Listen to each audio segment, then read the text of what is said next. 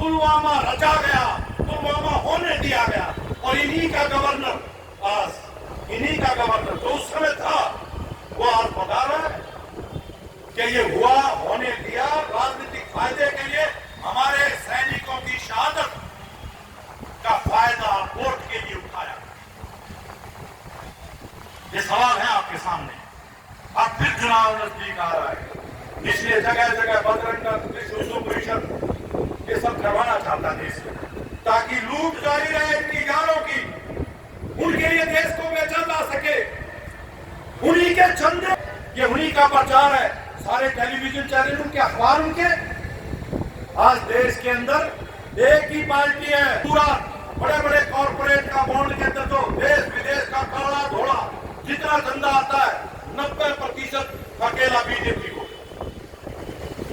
वो समझती है बीजेपी कि तुम अपने यार पूंजीपतियों के प्रचार तंत्र के बल पे, तुम उनके चंदे के बल पे लोगों को खरीद सकते हो, एमएलए को खरीद सकते हो, किसी को ईडी का डर दिखा करके कुछ कर सकते हो, सीबीआई का डर दिखा कर सकते हो, और इस देश के सारे के मुंह आगावड़ी फेरना चाहते। ये है उनकी योजना, धर्म के नाम पर लोगों को मूर्ख बनाया जा सके। लेकिन साथियों, मैं सारे, क्योंकि रोज अपन लड़ाई लड़ते हैं, ASHA workers, anganwadi, mid day meal, अपने कर्मचारी संगठन, पुराना पेंशन, भवन निर्माण के कर्मचारी, सफाई कर्मचारी, तमाम के तमाम अपना चौकीदारों की हमेशा लड़ाई लड़ते हैं। सिर्फ अपनी मांगों का सवाल नहीं है, सवाल आज है कि इस देश को कैसे बचाएंगे। अगर ये देश नहीं बचेगा तो यार नौकरी नहीं बचनी। ये सब महकमे जा रहे हैं, बिक रहे हैं। ये पक्का व्यवस्था बीजेपी की सरकार ने कर दी है, रोजगार कौशल निगम के नाम से। ये स्थायी व्यवस्था है कच्ची नौकरी का, स्थायी पदों पर कच्ची नौकरी की स्थायी व्यवस्था, जो है नाम कौशल विकास उद्योग। इसको समझने की जरूरत है। इसलिए आज इस बात की जरूरत है कि इस देश में हम अपनी सांप्रदायिक एकता, ये धर्म पे, जाति पे 2016 में लड़वाया हरियाणा पहले, अब फिर फुकाने की तैयारी। ये पूरा देश के अंदर मणिपुर बनाना चाहते हैं अपनी एकता के दम पर। और अच्छी बात यह है कि अब की बार अनेकों किसानों ने, अनेकों संगठनों ने अलग अलग से भी अपनी वीडियो जारी करके कहा है कि हम अपने भाईचारे को टूटने देंगे। इनकी साजिश को आज समझ रहे हैं लोग, और इसी को गांठ मारने की जरूरत है।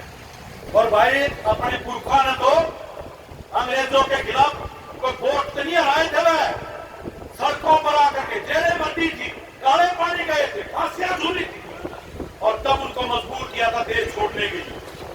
आज कम से कम इस संविधान के तहत अभी तक चुनाव बाकी है।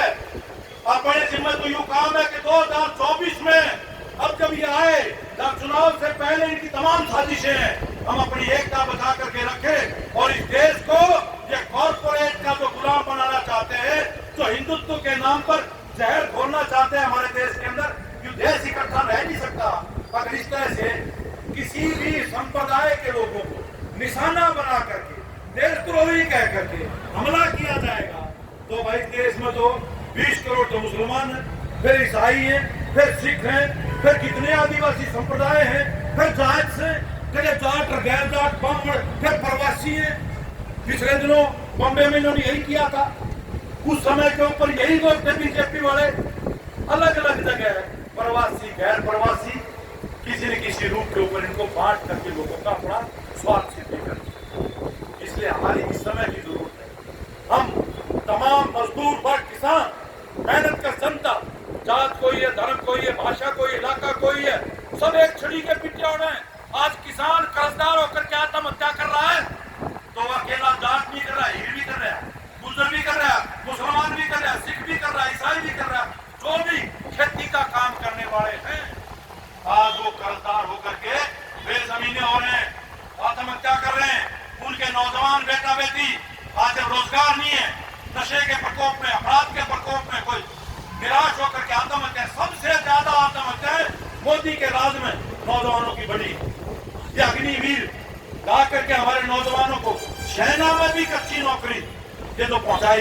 तो खैर बहुत सब पक्षों में बात ना करते हुए जो बदला लेना पड़ेगा, जो मौका है, अगर यूं अब की बात चूके तो फिर उसका खामियाजा खामियाजा भुगतना पड़ेगा। एक हरियाणा में कहावत है कि जो अपने पुरखा का दिया और न्यू गाज दे वो कूच कया करें, और जो उसने खोखला दे उसने कपूत कया करें, और जो उसने और आगे बढ़ा दे उसने सपूत कया करें। ये हमारे ऊपर है, हम पूत बड़ा कपूत बड़ा सपूत बड़ा। निर्णायक मौका है, जरूरत इस बात की है कि न सिर्फ इस देश को बचाएंगे बल्कि इस देश को भगत सिंह सुखदेव राजगुरु के सपनों का भारत बनाने के लिए आगे बढ़ाएंगे। यही संकल्प की जरूरत है। आपका बहुत बहुत धन्यवाद। इंकलाब जिंदाबाद, इंकलाब